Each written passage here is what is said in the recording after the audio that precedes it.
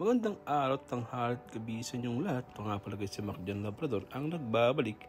Balik guys sa puntong yan guys, aalis kami, pupunta kami sa isang kliyente. Bibisitahin namin yung furnitures na na-deliver nung last Thursday. So kasama ko si Mr. Akbar at si Vishnu para sa aming pupuntahan. Kailangan kasi guys marami tayo para at least may mga assistance na kailangan. So ayan, bitbit ni Mr. Akbar yung isang table na i-deliver namin sa kliyente.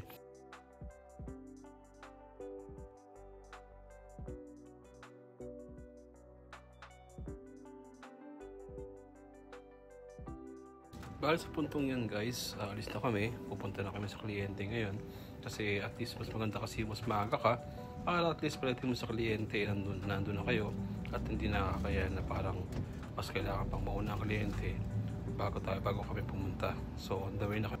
Fast forward, nandiyan na kami sa kalsada, sakto naman na dadaan kami sa school ng aking may bahay na si Jenny Labrador kung saan siya nagtatrabaho at school na pinapasukan niya.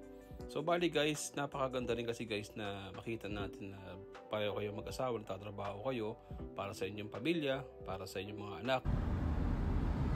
Deep furniture. This is Mr. Muhammad. Debay. Aywa. Akbar bay. Sa puntong yan, kahit na marami kaming problema, kahit maraming trabaho, tawa lang, ngiti lang. Kaya natin yan, laban lang guys.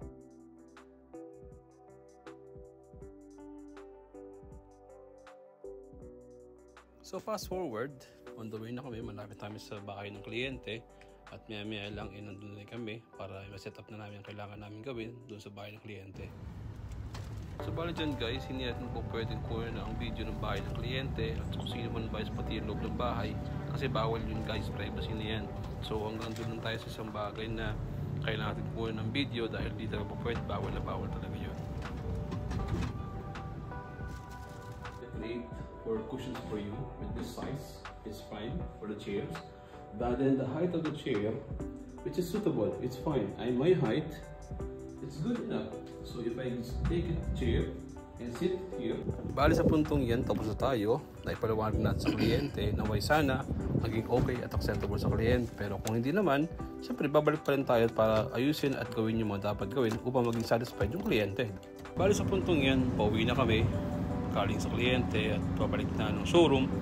Bali guys, ako bilang isang OFW sa Saudi Arabia, kung saan mang bansa kayo, hindi naman gano'n kasimple ang buhay. Hindi naman gano'n kadali kung paano magtrabaho at paano kumita ng pera. Ang isang buhay ng isang OFW guys, nandyan yung hirap, pawis, dugo at lungkot. Lalo na sa mga tao na malayo sa pamilya, lalo na sa mga malayo sa mga anak. Ang hirap guys ng bilang isang OFW. Kaya sa mga nandyan, nakatulad ko, saludo ko sa inyo, laban lang, huwag lang susuko. Kilos lang, bangon lang araw-araw. Lumalaban tayo para sa ating mga pamilya, sa ating mga anak, at sa ating mga sarili at pangangailangan. Baligay ang isang OFW, bilang isang tao, bilang isang mamamayan, hindi tayo sumusuko. Tayo mga Pilipino, kahit sa mundo, lumalaban tayo. So guys, hanggang dito na lang po. Tayong papaalam na muna at see you soon sa ating mga susunod na vlogs. Maraming salamat sa inyo guys at sa walang sawa panonood ng aking mga vlogs. Ito nga pala si Mark-Jan Labrador signing out. Maraming salamat sa inyong lahat. Bye bye. Thank you.